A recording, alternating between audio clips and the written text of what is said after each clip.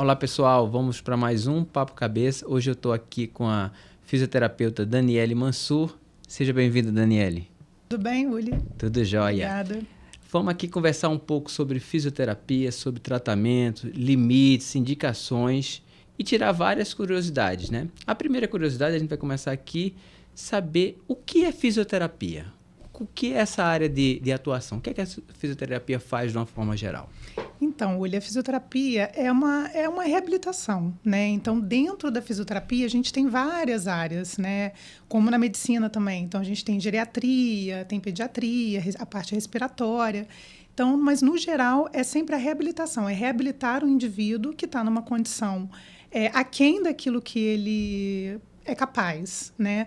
Normalmente, assim, o paciente pode apresentar algum quadro que ele pode recuperar 100% daquela capacidade ou não. Mas aí a gente melhora a qualidade de vida, né? Quanto menos dependente, melhor. Então, no geral, é uma reabilitação, né? Que a gente atua em diversas áreas dentro da fisioterapia. Então, eu vou aproveitar e perguntar para você que hoje em dia, digamos, é um tema, às vezes, de grande discussão, né? Nos conselhos, né? De classes, né? Limites de que uma profissão faz e de que outra profissão faz, né? No sentido do diagnóstico, do tratamento, né?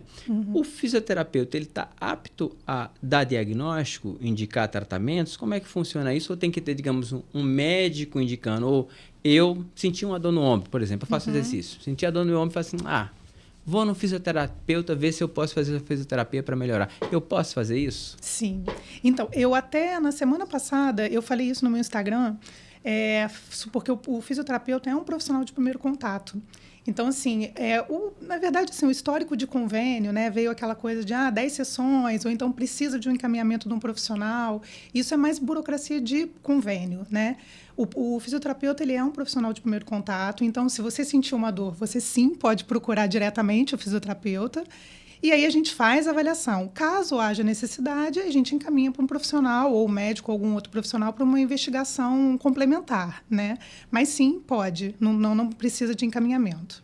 Perfeito. E dentro, digamos, dos limites desse primeiro contato, né, como você fala, a respeito do diagnóstico, etc., o fisioterapeuta também participa, digamos, em solicitação de exames complementares, de avaliações complementares, ou é digamos, uma área de atuação só baseada no exame físico e na história do paciente? Você pode pedir exames complementares para te ajudar no teu diagnóstico e na tua programação? Sim, sim. Hoje, até um tempo atrás, não podia, né? Hoje, sim, a gente pode fazer essa solicitação de exame complementar. E tem, quando você fez a primeira pergunta, né, sobre o diagnóstico, a gente sim tem um diagnóstico fisioterapêutico, né? Então, às vezes o paciente vem para a gente já encaminhado do médico com um diagnóstico, só que dentro da nossa avaliação, a gente tem aquele diagnóstico sim, mas a gente pode pedir, pode fazer a solicitação de exames. E na fisioterapia, assim, a gente vê que pós-pandemia houve um aumento muito grande de pessoas praticando exercício, né? E isso é muito positivo. Praticar exercício, nada contra. Eu adoro exercício. Mas a gente também começou a ver muitas pessoas se machucando com o exercício, né? Existe, isso eu estou perguntando até para mim, tá? Uma curiosidade que eu tenho vontade de fazer. Existe uma fisioterapia profilática? Por exemplo, assim, eu sou sedentário ou faço exercício não com tanta frequência, mas com uma certa regularidade, e falo assim, vou começar a fazer uma musculação, ou um crossfit, ou um jiu-jitsu, etc. Aí vou preparar meu corpo para fazer uma fisioterapia, um alongamento, deixar o corpo mais habilitado para isso. É possível isso? Sim. Ou como você falou assim, é uma especialidade muito voltada para reabilitação. E aí a gente está fazendo reabilitação, a gente está falando de prevenção. É possível fazer isso? É possível, Uli. A gente, por exemplo, eu trabalho com RPG, que é a Reeducação Postural Global. Então, o RPG, ele pode sim, você não necessariamente precisa procurar porque está sentindo uma dor ou porque tem alguma alteração postural. Não. Você pode pedir, você pode fazer para melhorar a postura, para se sentir melhor. Então, assim, tem essa parte profilática. Tem, assim, um outro exemplo também é a ginástica laboral, né, nas empresas, que é uma profilaxia também, que é muito melhor você manter o funcionário ali do que ele, de repente, fazer alguma lesão repetitiva e fica afastado muito tempo do trabalho, né? Então, sim, pode fazer. Se você quiser, por exemplo, eu quero trabalhar mais a minha postura ou a minha parte cardiorrespiratória, porque eu estou correndo, porque eu estou fazendo musculação, pode sim. Então, vou aproveitar e tirar pedir para todo mundo aprender aqui agora. Eu estou sentado corretamente? Não. Então, não me ajuda a sentar de uma maneira melhor. Na verdade, Júlia, então, vem uma discussão já tem um tempinho, né? Assim, não existe uma postura... Vou até me ajeitar aqui, ó. Fica até mais elegante, né? Exatamente. Fica até maior. Na verdade, assim, não existe uma postura ideal, né? Até uns anos atrás, tinha aquela coisa, não, tem que ficar retinho, o ombro assim, o braço assim. Não tem uma postura ideal. Na verdade, o corpo se ajusta, né? Mas tem algumas coisas que a gente tem que evitar. Por exemplo, se você deita assim, deitado na cadeira, você não tá nem sentado, né? Você está deitado, no caso, né? O pessoal que fica muito no computador, que aí, o celular, né, na verdade, fica com a cabeça muito baixa, o ombro muito alto. Então, essas coisas a gente vai corrigindo. Mas se você me falar qual que é a postura ideal, não existe hoje uma postura ideal. Há um tempo atrás até tinha, que a gente orientava o paciente, tem que sentar assim, tem que deixar o ombro assim, a coluna e tal, mas hoje em dia não. Só que é o que eu estou te falando, né? Assim, a gente, às vezes, permanece muito tempo numa posição, a gente se adapta àquilo ali, mas tem coisas que você realmente tem que evitar, né? Então, mas, assim, ideal hoje a postura? Não existe. Ela é adaptável. Uhum. E a gente vê muitas vezes em escritórios, trabalho, até consultório médico, as pessoas botam um pezinho embaixo, né, para deixar a perna um pouquinho mais levantada, e às vezes uma lombar ou um banquinho para ficar assim. Isso é legal? Isso descansa? Isso é legal, porque assim, se a gente for olhar, o mobiliário, assim, é muito difícil a gente achar um mobiliário que você fala assim, nossa, esse tá legal. Não, normalmente você tem que ajustar ou a altura da cadeira, ou então a pessoa depende da altura também, né? Então, às vezes, quando a pessoa é mais baixa, ela precisa de um apoio no pé também, para não ficar com o pé pendurado na cadeira, né? Então, alguns ajustes são necessários. E isso, assim, por exemplo, eu fico muito tempo sentada. É legal colocar um apoio na lombar? É legal. Um apoio no pé também. Só que o mais importante de tudo é fazer pausas. Por exemplo, a pessoa levantar, ir ao banheiro, toma uma água, toma um café que seja e volta. Essa postura prolongada é que é muito ruim. E normalmente, às vezes, as pessoas ficam porque está concentrada ou porque está fazendo uma coisa ali que não pode parar.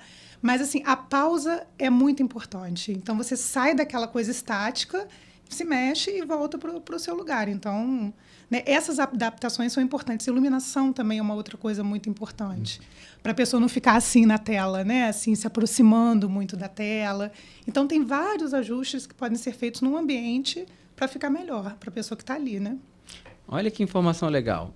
No outro nosso podcast, a gente entrevistou o Tiago, cirurgião vascular, que ele falou sobre estar sentado e levantar de vez em quando para melhorar as varizes, né? A gente agora está, se estiver sentado muito tempo, levanta para melhorar as varizes, levanta para melhorar a postura e melhorar as dores na coluna. Então, exato. Então, não é legal ficar muito tempo sentado, né?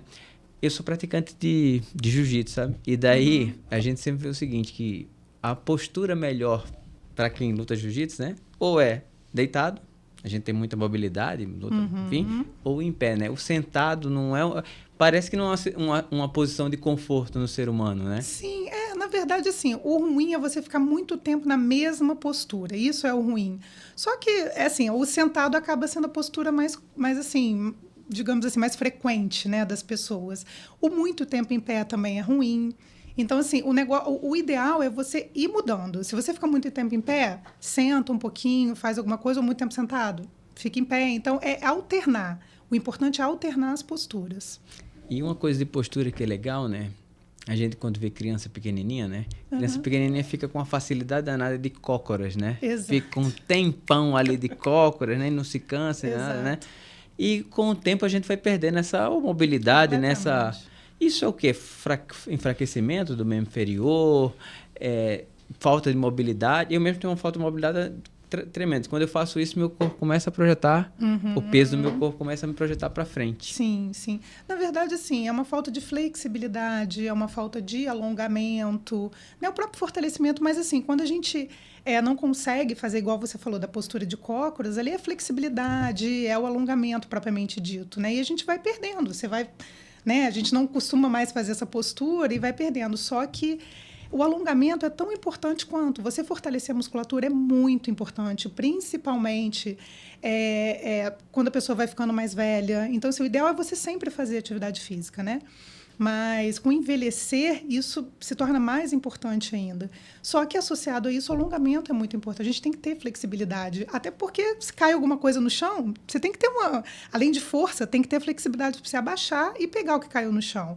Cócoras é a mesma coisa. Então, assim, eu vejo muito assim na academia, olha, as pessoas, assim, além de estar fazendo exercício errado, eu vejo a falta do alongamento, ou então alonga de qualquer jeito e vai embora.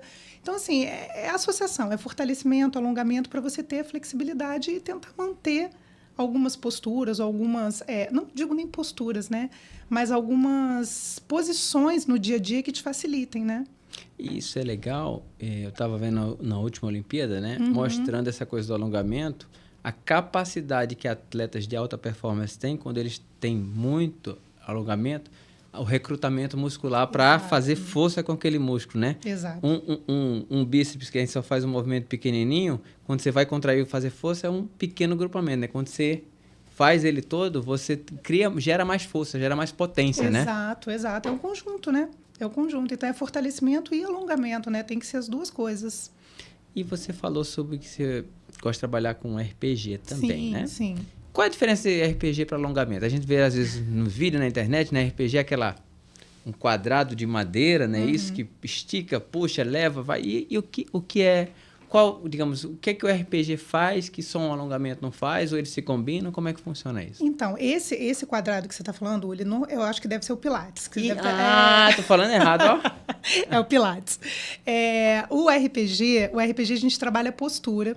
Então, tem uma maca específica, que é uma maca bem mais dura e com braço móvel. Então, a gente faz uma avaliação do paciente e aí tem algumas posturas, né, que a gente avalia e tal, enquadra em algumas posturas e você trabalha dentro daquilo ali. Por exemplo, o paciente chega para mim, a minha dor maior é quando eu estou sentado. Então, dentro do RPG, depois da avaliação, a gente vai trabalhar posturas que, vamos dizer assim, que comecem assim, a criar essa dor de novo, digamos assim, entendeu? O que vai implicar a dor ali? A posição sentada? E vamos então trabalhar uma postura que facilite, entre aspas, né? Que inicie essa dor para a gente trabalhar ali, né? Então, não é sofrimento, tá? Porque falando assim parece que é sofrimento, mas não é.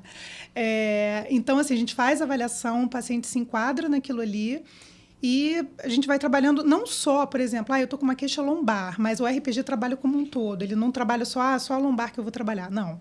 Né? O Pilates, né, que é o que você acho que você quis dizer, é uma coisa do fortalecimento. Então, tem aqueles aparelhos e tal. Então, a gente trabalha ali muito fortalecimento, trabalha muito a respiração. No RPG, a gente trabalha muito a respiração também.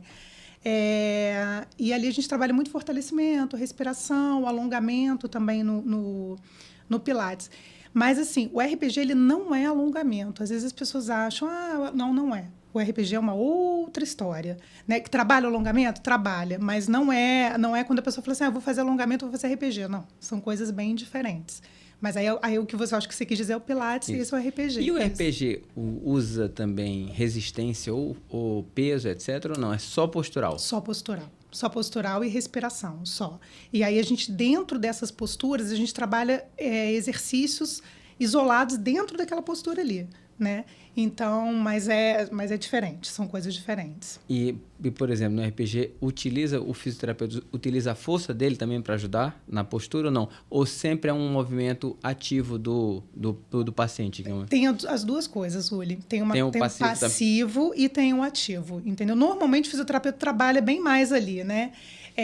Mas, assim, para o paciente manter a postura é bem complicado, é bem difícil, sabe? Porque você tem que respirar, tem que manter, e aí a gente dá comando para o paciente também fazer. Então, muitas vezes eu tenho um relato assim, nossa, é muita coisa para pensar ao mesmo tempo, sabe? Só que o paciente trabalha ali, mas a gente também faz isso. Então, são coisas ativas e passivas ali no caso. E eu sei que o paciente trabalha muito. Depois que ela falou que eu estou sentado errado, eu estou aqui o tempo todo aqui me ajeitando e cansa, viu?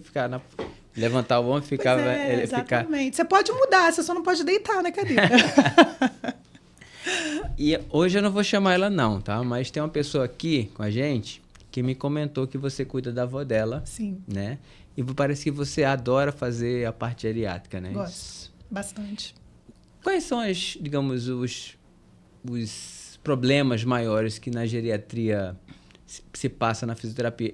Como eu sou cirurgião, a gente frequenta muito hospital, né? Então, a gente vê muito a reabilitação respiratória, né? Sim, Fisioterapeuta trabalhando nessa parte, né? E saindo do âmbito hospitalar, o que é que a gente vê? O que é que tem mais? De problema nos idosos, que você diz? Então, é muito comum queda, né? Queda é muito comum, ou em casa, ou na rua. Então, fratura de colo de fêmur é frequente entre os idosos. Fratura, assim, as fraturas no geral, decorrentes de queda, né? Isso aí, ou então alguma limitação por conta de queda também. Então, tem uma série de coisas aí que até quando você falou de profilaxia, que é importante fazer, né, no caso da geriatria, né, para evitar essas quedas, né, dentro de casa, enfim. Mas o mais comum são fraturas nos idosos, por queda. Então, antes de falar do tratamento mesmo dos idosos com relação a essa reabilitação, eu vou pedir para você dar dicas aqui para todo mundo. O que se pode fazer em casa para evitar que os idosos sofram quedas, tenham fraturas? Porque hoje em dia, cada vez mais o idoso é autônomo, né? Ele mora sozinho, sim, né? Sim, Casal. sim. Eu sempre comento, quando chega algum paciente mais idoso no meu consultório, eu já operei paciente de 105 anos. Então, a gente está operando cada vez pessoas mais velhas, né? E eu comento assim, olha, eu me lembro, eu pequeno, vi a minha avó, que tem uns 47, 50 anos, 60 anos, e meu pai falava assim, meu filho, vá com sua avó na padaria para ela não ir só, senão ela se perde. E era uma senhora de 50, 60 anos que todo mundo achava que era uma velhinha, né? Sim. E na minha cabeça era uma velhinha, hoje em dia eu me lembrando. E hoje em dia a gente vê um idoso com 70, 80 anos, chega o casalzinho na consulta, sozinho, dirigindo, fazendo tudo, né? Então, cada vez mais o idoso vive só, não é isso? É isso. Então, dá uma dica para esses idosos, o que é que eles podem mudar em casa para evitar esses problemas. O importante, assim, é evitar tapete no chão, muito tapete, porque isso a pessoa pode escorregar e é um fator de risco, né, para fratura. Iluminação, por exemplo, à noite, principalmente, corredor iluminado, né? Tem gente, mas eu não gosto da luz muito forte, mas tem aquelas agora que você põe no interruptor, né, umas luzinhas assim. A iluminação é muito importante. Tapete no banheiro é outra coisa também, tem que ser antiderrapante, principalmente quando sai do banho, né? Porque aí a pessoa pisa ali, se não tiver antiderrapante pode cair. Dependendo do quadro do idoso, não são todos também, colocar aqueles corrimões assim, né, para apoio, mas isso depende de cada um. Mas assim, no geral tapete e iluminação. Tira tapete e se tiver tapete no banheiro, um antiderrapante e melhorar a iluminação. É isso que tem que ser feito. As outras coisas, outras adaptações, vai depender do que a pessoa apresenta. Hoje, por exemplo, você está falando dessa coisa do quando tem 50 anos, era idoso, né? Um paciente que eu atendo, ele tem 84 anos. Aí ele hoje para mim falou assim, eu fui votar domingo, todo feliz, né? Foi sozinho votar e tal. Aí ele falou assim, achei muito engraçado, porque a mesária virou para mim e falou assim, o senhor trouxe anotadinho o número? Ele, será que eu estou muito velho? Ele está anotado aqui, ó, falou assim para ela. Então, assim, às vezes as próprias pessoas subestimam o idoso, né? Então, aquele coitadinho, nossa, frágil e tal. Então, assim, isso também é muito ruim. Para quem ele tem um bom humor, então ele levou isso de boa, né? Mas acontece muito, você subestimar o idoso. Então, não pode. E essa coisa de falar tudo no diminutivo, não pode. Não infantilize, não subestime o idoso, porque isso, às vezes, é uma coisa, uma cultura, né? Que a gente já traz lá, não, você tem que tomar cuidado e tal. Claro, você tem que ter mais atenção, sim, né? Mas cada um é cada um.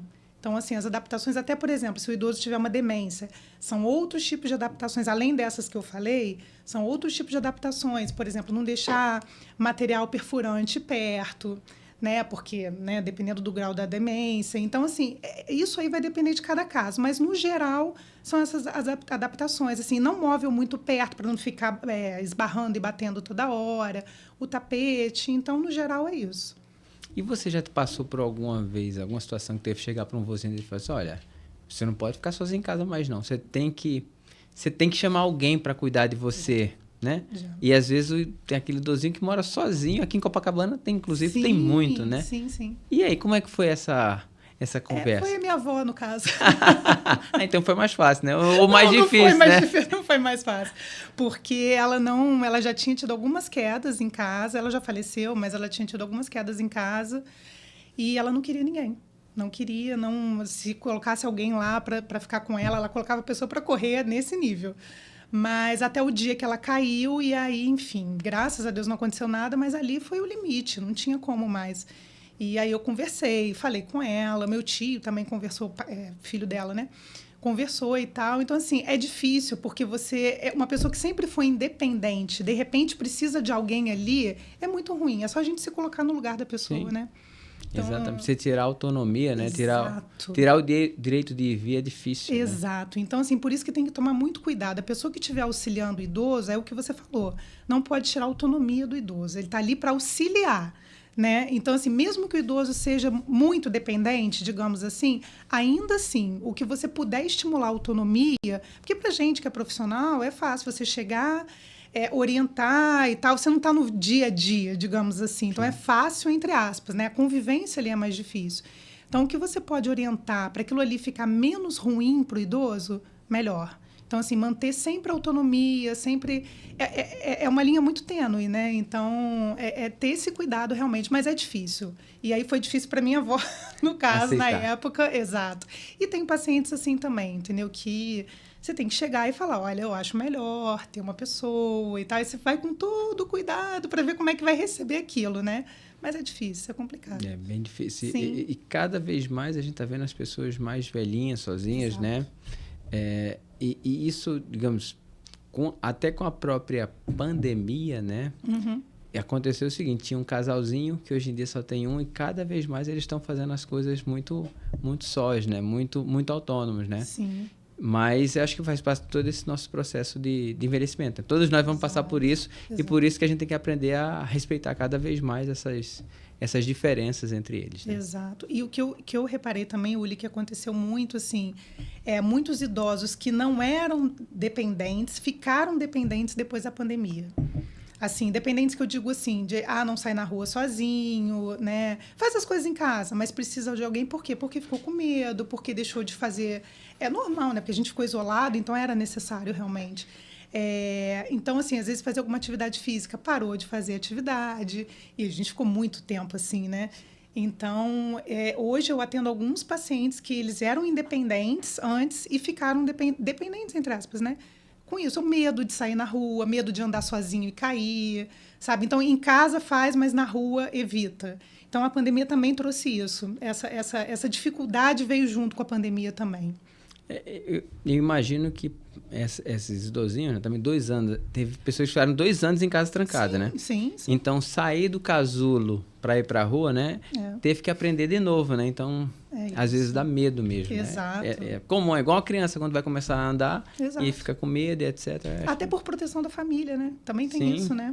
Então, eu assim, só para ilustrar, eu atendi uma paciente na época, ela fazia RPG comigo, uma senhora, tava super bem e tal. Aí veio a pandemia, ela ficou em casa, e ela morava sozinha, então os filhos... Só que ela ficou isolada muito tempo, né? Muito tempo mesmo. Quando ela voltou, quando ela chegou, eu me segurei para não demonstrar que eu levei susto. Ela estava completamente encurvada, ela não era assim. Estava completamente encurvada, muito magrinha. Tudo isso consequência da inatividade, né? Então, isso infelizmente aconteceu. Sim. Eu vou te perguntar mais uma coisa, que eu também sei da minha curiosidade, né, que eu tenho sobre isso. O alongamento. Qual a diferença de alongamento para...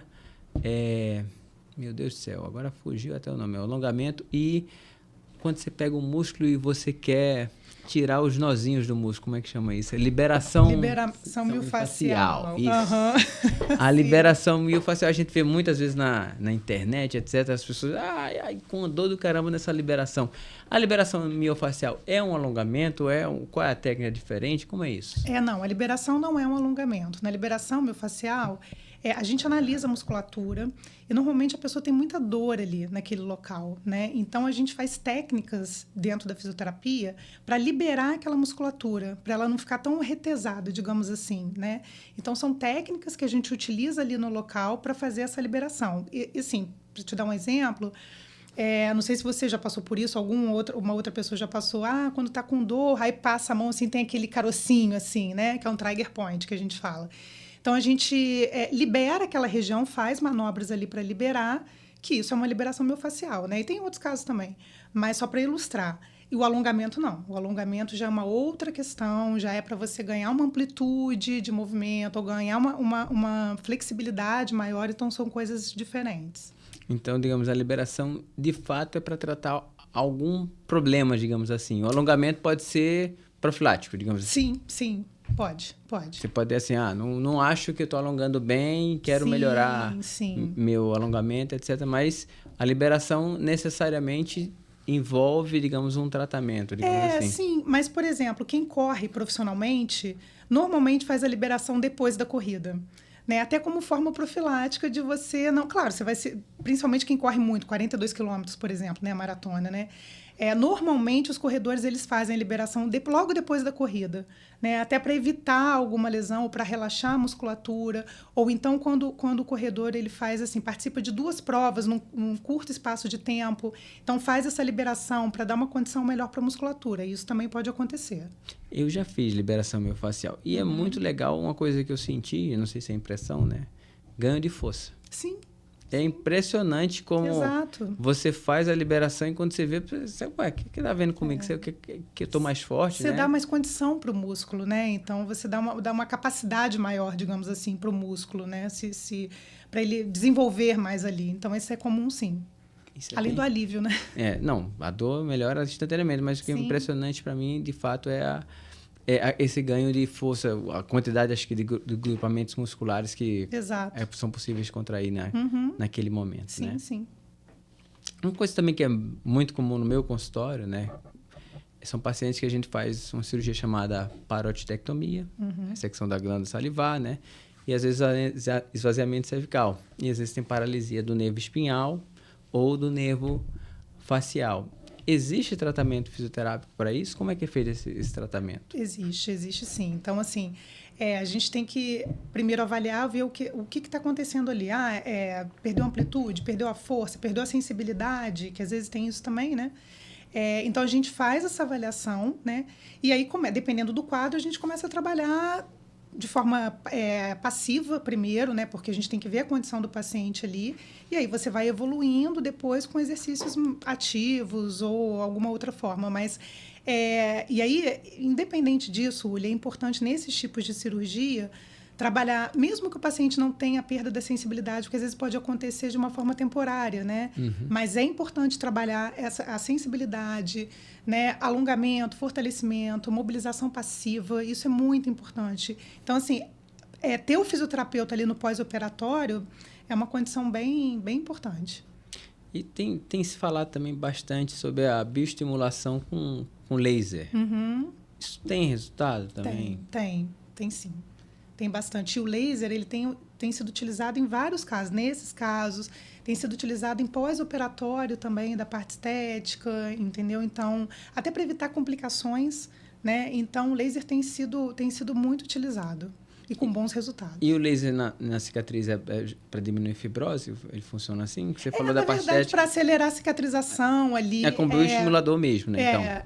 Para acelerar a cicatrização ali. Então, o laser tem sido muito utilizado. Assim, até ontem eu vi uma live, e aí era uma fisioterapeuta falando, e ela estava usando o laser, que foi numa cirurgia de mama, e ela abriu, né, ali na cicatriz, ali estava aberta, então estava, né, com exudato e tal. Então, ela estava usando o laser exatamente e orientando assim, algumas coisas.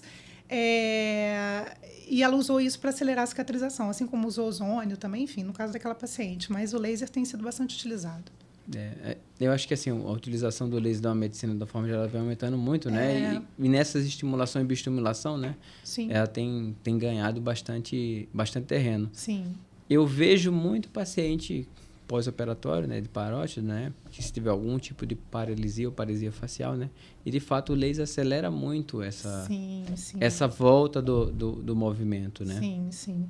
E dentro você falou da paralisia facial, e dentro disso também tem uma técnica dentro da fisioterapia que antes a gente chamava de CABAT, né, hoje é PNF, né, que a gente estimula, trabalha muito a parte neurológica, ortopédica, né? Mas a gente usa muito para paralisia facial também, e tem muito resultado positivo no caso, sabe? Então a gente usa a movimentação, faz avaliação, usa a movimentação, e isso, assim, tem um resultado muito legal. Daniele, uma coisa que é muito curiosa, que muita gente tem dúvida, né, a respeito de várias áreas de atuação, de reabilitação ou tratamento, né, que às vezes se confundem com a fisioterapia. Que áreas são essas? Massagem, acupuntura, o alongamento propriamente dito, né? E como é que funciona isso dentro da fisioterapia? Se para fazer esses tratamentos tem que ser um fisioterapeuta, se existe só, digamos, um curso profissionalizante disso, ou qualquer área de atuação, como é que isso é dividido? Qual é a visão da fisioterapia com relação a isso? Sim, então, esse é um tema bem importante, Uli, porque, assim, tem áreas dentro da fisioterapia, tudo que a gente trabalha é porque o fisioterapeuta é capaz daquilo ali. Ele é a área voltada para aquilo ali. Só que, por exemplo, muita gente associa, fisioterapeuta é massagista. Não, não é massagista. Então, assim, massagista é um massoterapeuta que faz um curso de massoterapia. O fisioterapeuta é outra história. O fisioterapeuta é uma graduação, a fisioterapia é uma graduação, né? Então, assim, mas aí dentro da fisioterapia a gente faz massagem. Não, não é massagem. A gente tem técnicas, por exemplo, o shiatsu, que eu trabalho, por exemplo. Muita gente acha que é massagem. Não, não é massagem. A gente estimula pontos ali, que são pontos dentro de meridianos da acupuntura, por exemplo, e a gente estimula e trabalha aquilo ali. Mas, assim, o massoterapeuta é um profissional que faz um curso de massoterapeuta. O fisioterapeuta é outra coisa. Então, por exemplo, a acupuntura, ela pode ser também feita não só por fisioterapeutas, pode ser por médicos, dentistas, enfim. Aí isso já abrange uma área maior, né? Mas, por exemplo, RPG, só fisioterapia. O Pilates, não, já pode ser fisioterapeuta e educador físico, né? Então, é importante delimitar essas áreas, porque tem muita gente que acho que em qualquer área, né, acontece isso, que faz uma técnica que ela não está apta para aquilo ali. E aí diz, eu estou fazendo isso, não sei o que, não pode. Por exemplo, pós-operatório. Pós-operatório é fisioterapeuta que tem que fazer. Né? Então, isso tem muita confusão e tal. Mas eu estou fazendo com fulano que fez um curso assim assensado. Ok, mas aí você vai ter as consequências disso depois. Então, assim, é importante delimitar isso. Né? Então, diferenciar e delimitar. Mas, infelizmente, tem muita gente aí que sai fazendo coisas, cursos, por exemplo, e se diz apto e não é. E isso é super interessante, que ela comentou, que a fisioterapia é um curso de nível superior, requer uma entrada na faculdade. Ela, para identificar e dar esse diagnóstico e fazer qualquer tratamento, ela sabe qual é o agrupamento muscular, qual é a inervação, qual é a inserção, qual é o osso envolvido. Então, é uma série de informações para chegar naquele tratamento, que o tratamento pode ser, como você falou, um RPG, o tratamento pode ser N tratamentos, né? Diferente de pessoas que fazem cursos para fazer uma técnica eu diria tratamento, mas é uma técnica de massagem, etc. Não desmerecendo nenhum tipo de profissional, mas, né, se você tem, digamos, um problema de saúde, o profissional mais indicado para desenvolver esse tratamento com você é um fisioterapeuta. Exato. É muito melhor, porque ele vai te entender globalmente. Às vezes você está com uma dor no ombro, mas teu problema é na dorsal. Às vezes você está com um problema no quadríceps e a dor é no glúteo. Então, o fisioterapeuta ele vai saber onde o território nervoso, território muscular, território ósseo. Então, na hora de você fazer a opção de como você deve tratar, é fácil procurar na internet, só ver crefito, né? Isso? Crefito, só ver o crefito. Se a pessoa tem crefito, consegue identificar se é fisioterapeuta ou não. Exato. E assim, o fisioterapeuta também, Uli, ele tem uma visão mais preventiva, né, da coisa. Então, como você disse, não desmerecendo os demais profissionais, claro que não. Mas a gente olha de uma forma diferente para o paciente. Então, e claro, tendo necessidade, a gente encaminha para o profissional que for necessário. Mas, assim, isso é importante. Vai procurar um profissional, que seja, né, assim, dentro da fisioterapia. Procura, pesquisa, é formado mesmo, não é, e tal, para você ter um tratamento, até para você evoluir positivamente, né? Senão você fica naquele reme-reme ali e não sai, né? Faz 10, 20, 30 sessões, né? E não sai daquilo ali. Então, é importante procurar alguém apto, realmente. Obrigado a todos. Conversei hoje aqui com a Daniele Mansur, fisioterapeuta, Foi uma conversa muito descontraída, interessante. Adorei ela me falar que minha postura está errada. Eu acho que está mesmo. Eu vou ter que corrigir isso, ficar mais elegante, né? Depois eu te dou meu cartãozinho. Exato. Ela depois vai fazer uma cortesia, hein, gente? Vocês estão vendo aí. Mais ou menos. Então é importante a gente manter essa postura, uma postura boa e como ela mesmo falou, ela trata muito de idosos. Então, se a gente tratar agora quando é jovem, Exato. vai ter uma velhice muito mais saudável. Obrigado a todos.